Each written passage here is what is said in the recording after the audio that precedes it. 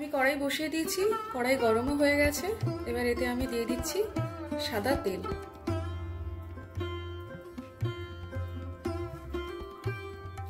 তেল গরম হয়ে গেছে, আমি যে সুজিটা নিয়েছিলাম সেটা আমি দিয়ে দিচ্ছি। আমি একটা এইরকম সাইজের একটা বাটির হাফ বাটি সুজি নিয়েছিলাম।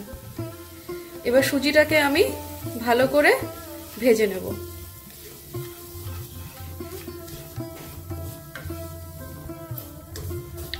সুজির কালার চেঞ্জ হয়ে গেছে, সুজি আমার অলমোস্ট ভাজা ভাজা হয়ে গেছে।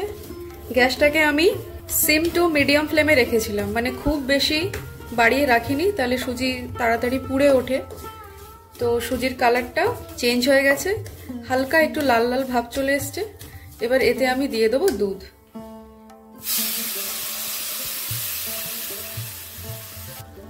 আমি অল্প অল্প করে দুধটা মেশাবো, যতটা প্রয়োজন। ফ্লেমটা আমি একটু বাড়িয়ে দিচ্ছি।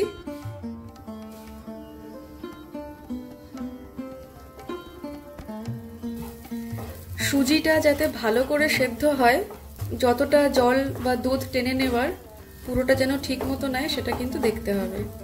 আমি যে দুধটা দিয়েছিলাম সেটা পুরো টেনে নিয়েছে, আমি আরো একটু দুধ এতে দিয়ে দেব।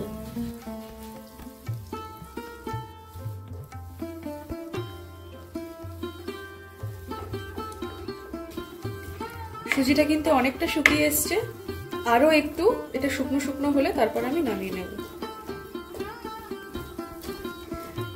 সুজি অনেকটা শুকিয়ে এসছে, হয়েই গেছে। এবার আমি এটাকে নামিয়ে নেব। এই দেখুন, এতে কিন্তু আর এতটুকু লিকুইড কিছু নেই, যথেষ্ট শুকিয়ে গেছে। এই যে এটাকে এবার আমি নামিয়ে নেব। আমি সুজিটি একটি থালায় ঢেলে নিচ্ছি। এটাকে আমি চারদিকে একটু ছড়িয়ে দেবো যাতে তাড়াতাড়ি ঠান্ডা হয়ে যায়। যতক্ষণে সুজিটা ঠান্ডা হচ্ছে ততক্ষণে আমি চিনি শিরাটা বানিয়ে নেব। আমি কড়াই বসিয়ে দিয়েছি, কড়াই গরম হয়ে গেছে। এতে আমি দিয়ে দিচ্ছি হাফ বাটি মতো চিনি। চিনিটাকে প্রথমে আমি একটু ক্যারামেলাইজ করে নেব, তারপরে এতে আমি জল দিয়ে চিনি শিরাটা তৈরি করব। চিনিটা অলমোস্ট গলে গেছে, এটার কালারটা একটু চেঞ্জ হলে, মানে পুরোপুরি ক্যারামেলাইজ হয়ে গেলে তারপর এতে আমি জল দিয়ে দেবো। কালার অনেকটা চেঞ্জ হয়ে গেছে, এবার আমি এতে জল দিয়ে দেবো।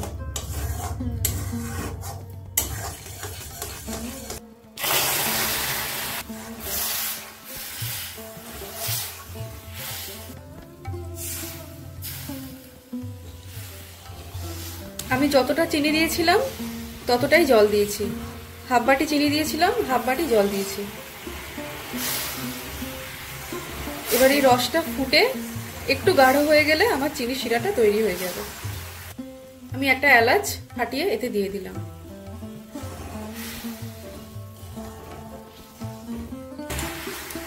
চিনি শিরা আমার তৈরি হয়ে গেছে। এটা এখনো একটু পাতলা আছে, কিন্তু এটা একটু ঠান্ডা হয়ে গেলে রসটা আরো গাঢ় হয়ে যাবে। তো আমি এই পর্যায়ে এটাকে নামিয়ে নিচ্ছি। সুজিটা ঠান্ডা হয়ে গেছে, এবার আমি এটাকে ভালো করে একটা ময়ান দিয়ে নেব। সুজিটাকে আমি প্রথমে ভালো করে থেসে নিয়েছি। এবার এতে আমি দেব 2 চামচ মতো গুঁড়ো দুধ।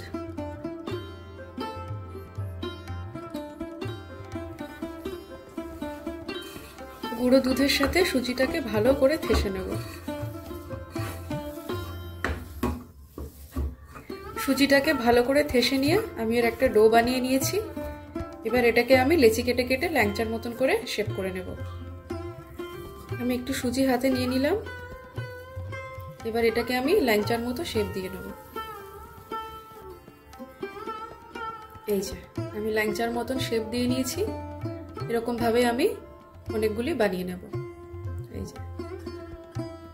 এই যে আমি সুজির যে মন্ডটা ছিল, যে ডোটা ছিল, সেটা থেকে লেচি কেটে কেটে ল্যাংচার মতন শেপ তৈরি করে নিয়েছি। এবার আমি এগুলোকে তেলে ভেজে নেব। কড়াই গরম হয়ে গেছে, আমি এতে তেল দিয়ে দিচ্ছি।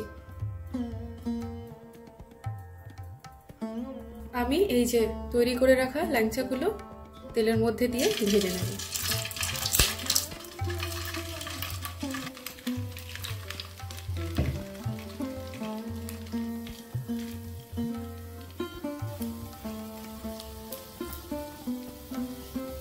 আমি সবগুলো একবার একবার করে উল্টে নিয়েছি। এবার আমি ভালো করে এগুলোকে ভেজে নেব। এগুলো অনেকটা ভাজা ভাজা হয়ে এসছে, আর 1-1.5 মিনিট একদম লো আঁচে ভেজে আমি এগুলোকে তুলে নেব। ল্যাংচাগুলো ভাজা হয়ে গেছে, এবার আমি এগুলোকে তুলে চিনির শিরায় দিয়ে দেবো।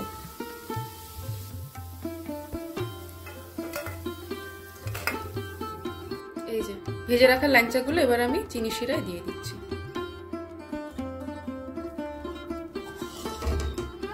প্রায় মিনিট 10 মতো এটা চিনির শিরায় আছে।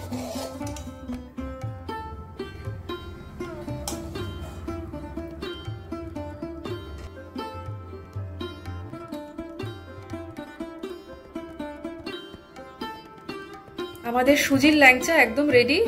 একদম ঘরোয়া 3-4টে উপকরণে বাড়িতে এরকম সুজির ল্যাংচা তৈরি করে নিতে পারেন।